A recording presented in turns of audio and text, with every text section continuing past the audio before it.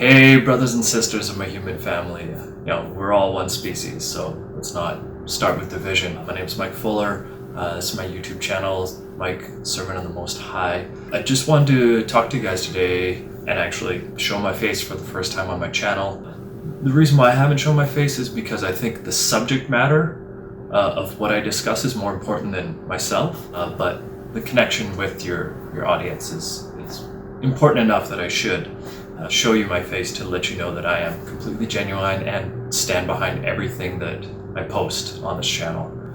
What I wanted to talk mainly to the guys, a bit also to the ladies, but mostly to my fellow men, is about semen retention, masturbation, pornography, and in general male sexuality. What we've been lied to about is the narrative that men think about sex all the time. This is completely false. And at the other extreme of the spectrum of what is actually true, men typically don't think about sex unless they're inactive or not doing anything. The reason why I know this, and I'm probably getting ahead of myself because I should let you guys all know what I've been going through and the discipline that I've been applying to my life. And that begins many years ago. Probably as much as almost 5 years ago, starting to get off of pornography. Because if you're not aware, pornography is the worst and most harmful addiction for the human mind. The reason is because an orgasm is the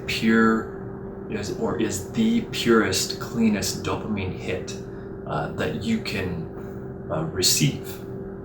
You can't inject heroin stronger or snort cocaine to a higher level of purity than the raw dopamine that you can get from sexual activity, and that becomes exponentially more compounded and more potent with internet pornography, internet porn addiction. I myself spent literal hours at a time in sessions when I was addicted.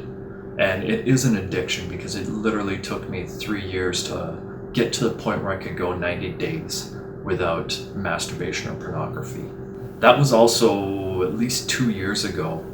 And what I wanted to share with you guys today, the whole point of this topic, is that I've progressed from being a porn addict to liberating myself from that, and also liberating myself from the false narrative that we have been lied to, that masturbation is normal. Masturbation's not normal. It's socially accepted because when we masturbate, we expend our energy. Therefore, we have less energy to accomplish our own tasks and goals. The reason why someone would want the populace to expend their energy is because then what are we going to do other than consume media, entertainment that someone else is providing and profiting off of. We've been lied to and told that masturbation is normal and sold, pornography and all sorts of adult toys. But once you get your mind out of that state and you get to that point where you can have this self-control and self-discipline to overcome that addiction, you begin to start seeing the world as it truly is, and that especially for males, the male mind does not fixate or focus on sex unless we are at our leisure. When we're basically not doing anything, then our minds will wander off into sex. When we're being productive and useful with our time, sex is the furthest thing from our minds because our energy is directed at something that has meaning. Now, if what you're doing for a living or you're caught up in, whether it's university schooling, etc., if it isn't something that you truly desire, then it'll be harder to do, and you'll be more likely to want to be at leisure or give in to lustful thoughts or base thinking, so to speak. And so with my path and my discovery, how I went from being an addict, and I mean that in the true sense of the word, and not any degradation to anyone who suffered from chemical addiction, because that carries another layer and level to it that's more difficult to deal with. But coming out of that addiction and getting to the point where I'm at now, just so you're aware, after those first 3 years, then I stopped using pornography, but I would fall back in from time to time. In that year following, I would relapse a bit, but I tried to kind of justify using masturbation, which our society, offers to us, or at least certain people are pushing that narrative. But I knew it wasn't right or wasn't correct because I would go back to the same roots of addiction that got me into where the bondage that I was in. And so once you come out of it, you can only start to see the roots of it as clearly when you're looking back. The reason why I could see the roots of pornography and sexual addiction through masturbation were because I was trying to get away from it, but I kept falling back into it because I kept masturbating.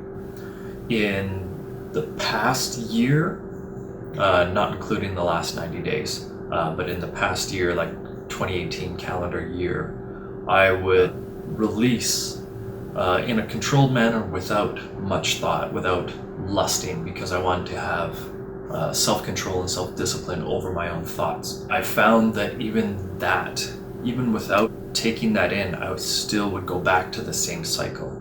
Now, you could argue that you're going back to that cycle because it's the neuropathic habit that I've built up within my own synapses in my brain. But what I've found now, and today's a celebration because today is the 90th day that I've gone completely free of anything, from release or orgasm, you name it. I'm now at the point where I am literally entirely free, and I've spent 90 days not I shouldn't say not having sexual thoughts. Sexual thoughts come up when I'm at my leisure, and then I use that as an inspiration to become more active and do more with my life, and the odds and ends, errands, and cleaning up after yourself that life burdens us with. And so now that I am completely free from all of that bondage and that lifestyle that isn't natural, now I can see clearly to understand it.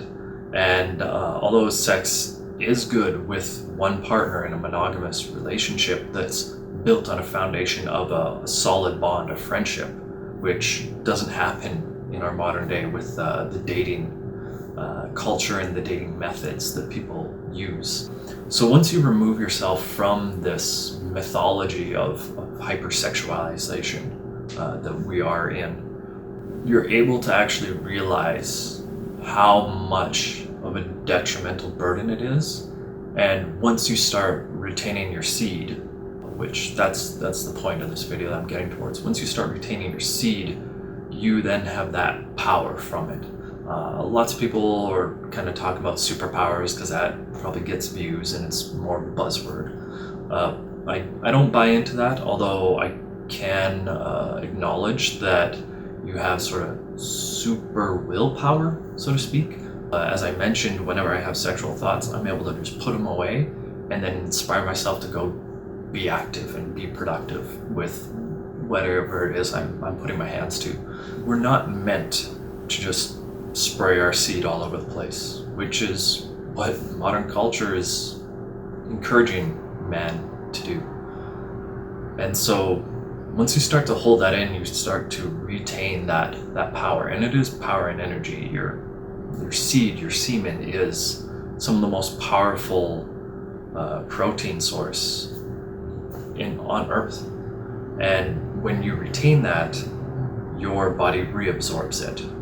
So your testicles will reabsorb what they actually produced, and then that energy and those proteins and the micronutrients will travel up your central nervous system back to your brain. Your body is actually this self-fueling mechanism through the male genitalia.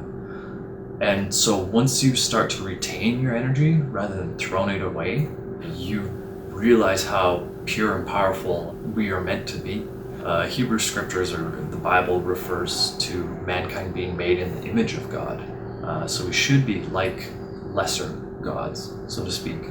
And when you apply the self-discipline and control into your life, you can actualize and tap into that potential that we all have. And it's not a question of whether or not you have it, it's a question of whether or not there's burdens and blockades for you to achieving that potential, which pornography and masturbation, sexual addiction, it's one of the biggest blocks towards that. And so I just want to encourage you today, like I myself, we're talking about 5 years of progression, going from being a porn addict, being addicted to masturbation, to now where I know without a shadow of a doubt that it's not what we should be doing. And I'm completely free from it. So yeah, it's a celebration of a 5-year journey, but at the same time I want to take the time to encourage my fellow brothers and sisters out there. We're all brothers and sisters under the human genome, so there's no reason to not love one another and call each other by such names or titles. But allow my success to encourage you on to put it away. Put away masturbation, pornography, because it's only detrimental. Pornography does damage your mind in a psychological pattern rather than like a physical harm, so to speak. And so part of my entire journey is that I'm a believer in the Hebrew scriptures, and I adhere to them and actually obey them, although what I call the Hebrew scriptures, a lot of people call the Bible, although the Bible is a tampered and reduced version of what the Hebrew scripture should be.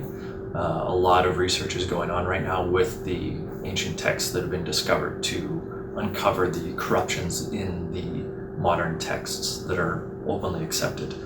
But as that is an authority in my life, I look towards it to gain understanding, and so I want to share some of the understanding that I've attained with this struggle. And the crux of that understanding has come out of my own struggle to understand our internal relationship of ourselves as individuals with our sexuality. I'm speaking from my own personal perspective, but through that journey, I always knew that pornography wasn't right, and I didn't. Unfortunately, there isn't a scripture that denounces masturbation, which is unique, but you don't need a scripture to denounce it to know that it's not beneficial, not godly, and not good for you. We can know that because any of the individuals who would have a release or literally spilt their seed on the ground were condemned. Okay?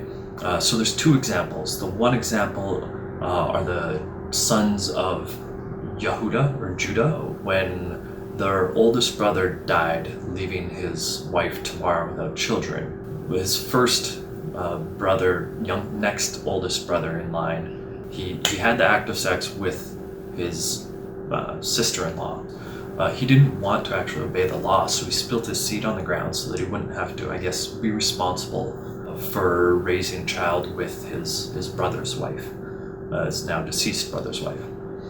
And God struck him down dead. It was a sin, it was breaking the law that God instilled, but it's a really powerful message that it was enough of an evil that God struck him down, that he fornicated with his brother's wife, or his brother's widow, and enjoyed the selfish benefits of that, but did not partake in the mature responsibility of it. And he didn't even have the wherewithal to trust in God and have faith to put his seed into his brother's widow. Because just because you have intercourse doesn't mean you're going to have procreation. And so that's one example. The other example, and the only one that really deals with anything that we encounter in our modern day, is scripture about nocturnal emissions, or what people commonly refer to as wet dreams. With a nightly release, what I've found being 90 days without any release, and just to give a slight bit of another data point, I had only actually had one orgasm this entire calendar year of 2019. So I went 57 days up until February 26th without releasing, and then there was a lapse due to some other circumstances, and I happened to discover an aphrodisiac unintentionally that threw me off of that streak. So I've gone 57 days, and now today is the 90th day of the second stretch. I haven't had a single wet dream the entire time. The very first time I went 90 days to get off of pornography and masturbation, I had a wet dream by the 77th day. Okay? And so the difference between then and the difference between now is how much mental control I exert over my thoughts. Okay, so I don't allow those lustful thoughts, and I don't entertain those ideas. If they come up into my mind, I actualize them. I understand that they're there. I shouldn't say actualize them. I acknowledge them, and then I cast them out and clear them out of my mind, and I fill my mind with something that is beneficial or productive. And that's how you overcome them. And because I've done that and I've removed those thoughts from my thinking, I don't have wet dreams, because wet dreams are a product of our lustful thoughts. The Hebrew Scriptures gives us this example. I believe it's in Leviticus. I haven't looked it up, but I know it from memory.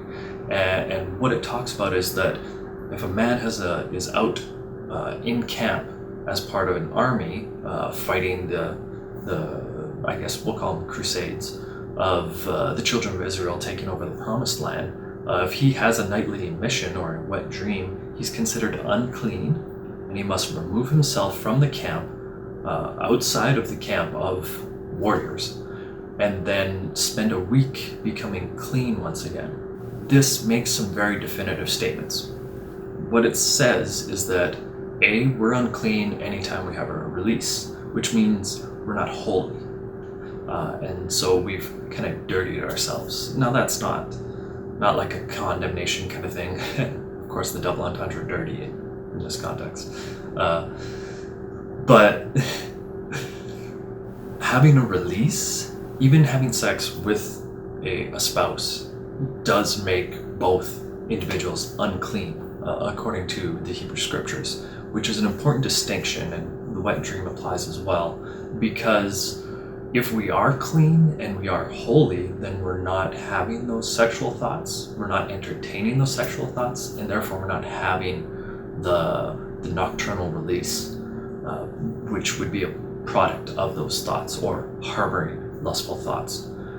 And so now that I've come out of all this and looking back retroactively, I can see clearly what the Scriptures were telling us that we shouldn't be releasing at all. We should be retaining our seed, because that is not just holy, but it's empowering. And it's the empowering potential of what we can accomplish as men.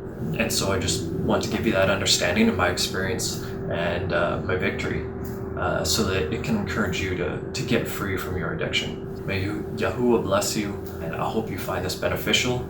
And I hope you tune into my channel, because I'm going to be dropping more mini docs, more of my personal material.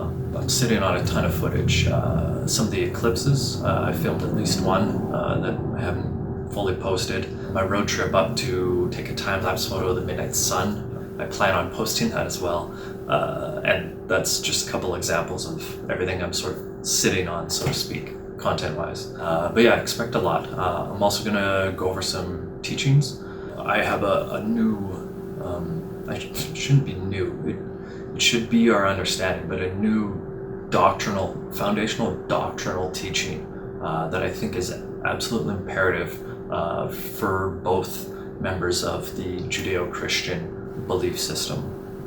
And I think Judaism, or our brothers in the tribe of Judah, will agree with this a lot easier than Christians will. But that teaching is going to be on the 7 Holy Spirits. There are 7 Ruach HaKodeshes in the Scriptures and around the throne of God, and there's some definitive symbolism that should make that obvious. And that is in the menorah itself having 7 lights, which I'll go into that teaching. But Just wanted to give you guys some teasers as to what's coming and what you can find on my channel, and hopefully you tune in, subscribe, hit the bell, blah blah blah, all that stuff. But seriously, if you want this message out and you want to encourage others, do like the video, do share it, because that's the way that algorithms work, and that's the only way that it'll get more exposure. Not that I need that for my ego, but just because I've led by example, and so now I can be a leader to others, as I hope everyone who watches this video is able to harness that self-discipline and become a leader for your circle of influence. Shalom.